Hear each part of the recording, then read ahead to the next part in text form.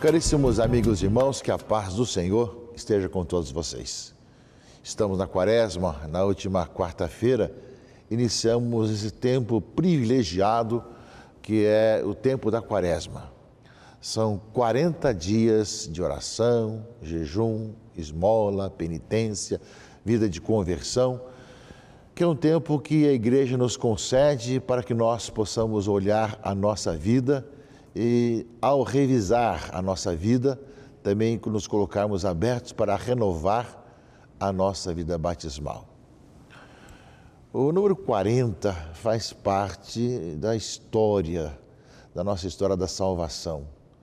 Se nós olharmos quantas vezes nós temos na Escritura a questão do número 40, vamos ver realmente que é um tempo muito propício de encontro com o Senhor e de busca do Senhor. Só lembrando os 40 anos do povo de Deus que levou para vir do Egito, para a Terra Prometida, e tantos outros que nós pudéssemos assim parar durante esse tempo da Quaresma e olhar, quantas vezes esse número 40 aparece essa oportunidade de encontro com o Senhor e de conversão. Estamos, portanto, iniciando esse tempo privilegiado. Iniciamos quarta-feira passada e iremos até a Quinta-feira Santa à tarde. Já na Quinta-feira Santa à noite, tarde e noite, nós iniciamos o Tríduo Pascal e aí começaremos toda a celebração pascal.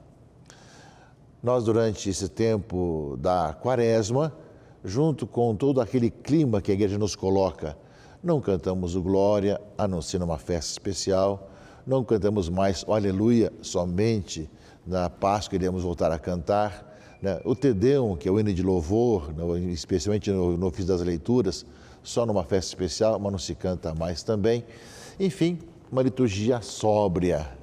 E também a cor roxa, que nos recorda toda essa nossa vida de conversão, de mudança, com exceção apenas do domingo letare, que é a cor rosácea, já aproximando-nos do tempo da Páscoa. Portanto, meus irmãos e irmãs, a Igreja nos tira vários sinais durante o tempo da Quaresma, para que nós possamos recuperá-los no decorrer desses 40 dias de conversão, de mudança, e que isso significa também, caríssimos irmãos e irmãs, que nós aproveitemos para celebrar a penitência, o sacramento da penitência, a reconciliação, a confissão. Não podemos deixar passar esse tempo privilegiado sem nos confessarmos, embora devemos nos confessar sempre, especialmente quando temos pecados graves, mas também não podemos deixar passar a Quaresma sem essa renovação espiritual. A confissão é voltar realmente à vida batismal, poder realmente lavar realmente a nossa veste no sangue de Cristo e voltar com a veste branca. Portanto, não podemos deixar passar sem viver justamente a nossa celebração penitencial.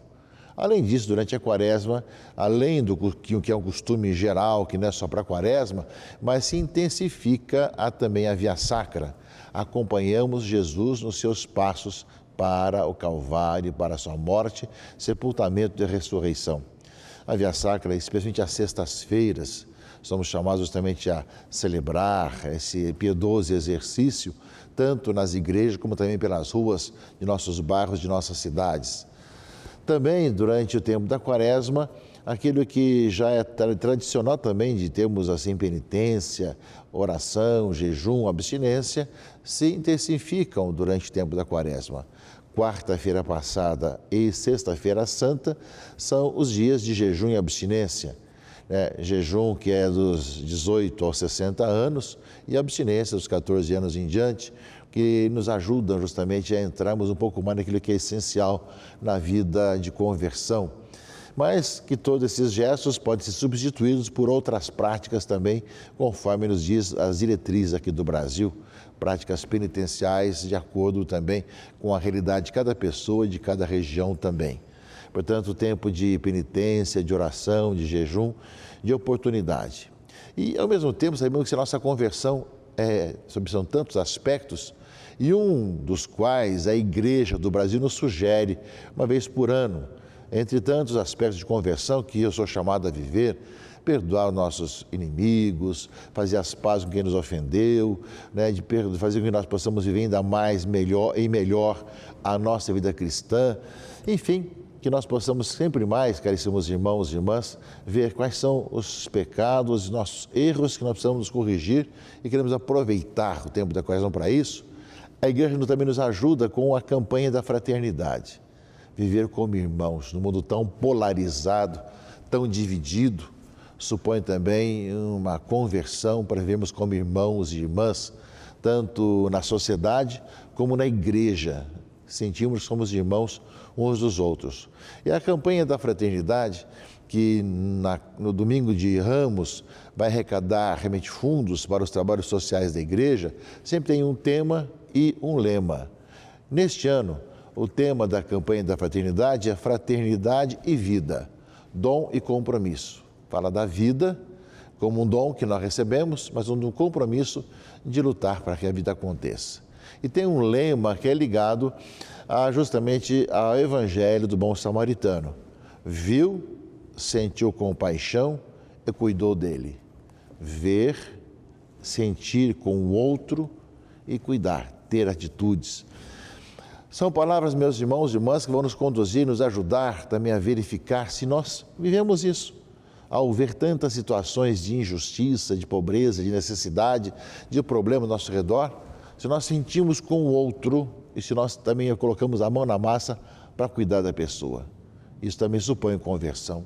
Por isso a campanha da fraternidade nos ajuda a vivermos ainda mais intensamente o tempo da Quaresma, tirando apenas do nosso intimismo, que também é necessário que nós nos convertamos, mas também pensando no outro e também no trabalho de mudança social nesse nosso país, nesse nosso mundo. Neste primeiro domingo da Quaresma que nós vivemos, meus irmãos e irmãs, a palavra nos fala logo no início do pecado. Hoje, a não ser para nós cristãos, mas em geral, a sociedade, o mundo de hoje, não gosta muito da palavra pecado. Acho que não deve existir essa preocupação, onde tudo deve ser permitido, de acordo com a vontade de cada um. Isso é muito claro no que se escreve nas revistas, nas reportagens de jornais, os que tem pela televisão, nas mídias digitais, ou seja, há uma certa rejeição da questão do pecado. Mas a leitura do Gênesis, leitura primeira desse domingo, aparece bem claro, Deus criou tudo muito bem, mas o homem quis se arrogar no lugar de Deus, não quis obedecer ao Senhor. Não vou fazer aquilo que o Senhor me pede. E justamente aí, ao ver essa desobediência de não andar pelos caminhos do Senhor, o que acontece? Seus olhos se abriram e, vendo que estavam nus, teceram tangas para si com folhas de figueira. Ou seja, quando Deus passa justamente na vida deles, eles rejeitaram a comunhão com Deus. E essa consequência, meus irmãos e irmãs, que aparece no livro do Gênesis, sobre o pecado da humanidade, né? Deus formou o homem do pó da terra, soprou-lhe nas narinas o sopro de vida e tornou-se um ser vivente. Plantou um jardim em Éden, no Oriente, e pôs o homem que havia formado. E assim vai, as árvores, vai todas as coisas. E fala da mulher que é seduzida pela serpente, que ao mesmo tempo leva também o homem a cair, e a serpente que passa a rastejar. Parece, meus irmãos e irmãs, no fundo, não quero ouvir a Deus, não quero andar pelos seus caminhos.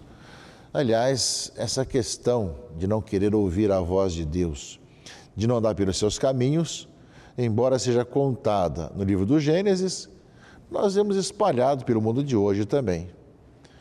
Basta ver um pouco as opiniões das pessoas com relação à fé, com relação à religião, com relação a Jesus Cristo.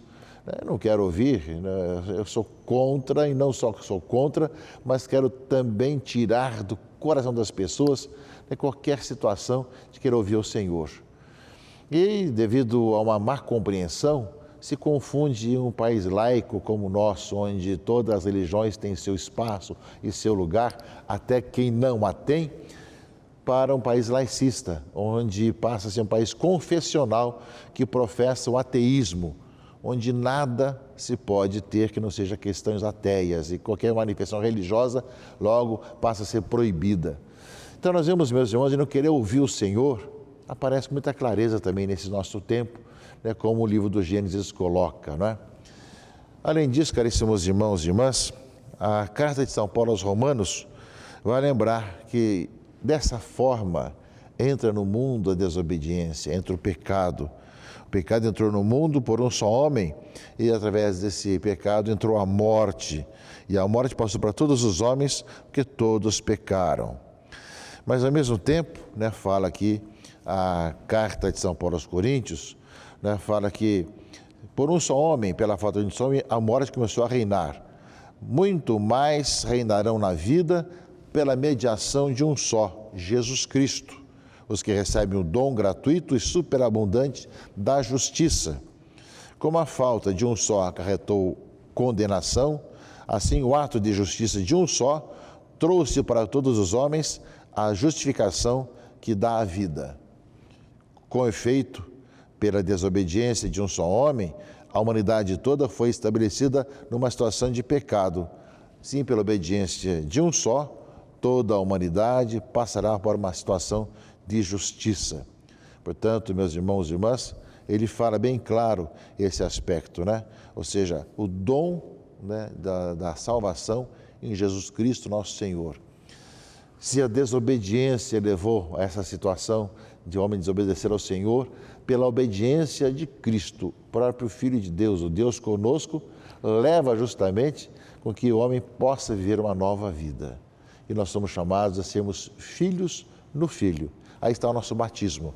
Vivemos como filhos de Deus, membros da igreja, filhos no Filho. Por isso temos agora o tempo da Quaresma, para retomar a nossa vida de obediência ao Senhor, reconhecendo que nós somos pecadores, chamados à conversão. Nesse sentido, o Evangelho vai lembrar um pouco esse aspecto. Jesus passa 40 dias no deserto e ele é tentado pelo maligno, não é? Ou seja, lembra para todos nós que nas tentações de Jesus estão as nossas tentações. Se és o Filho de Deus, manda que essas pedras se transformem em pães.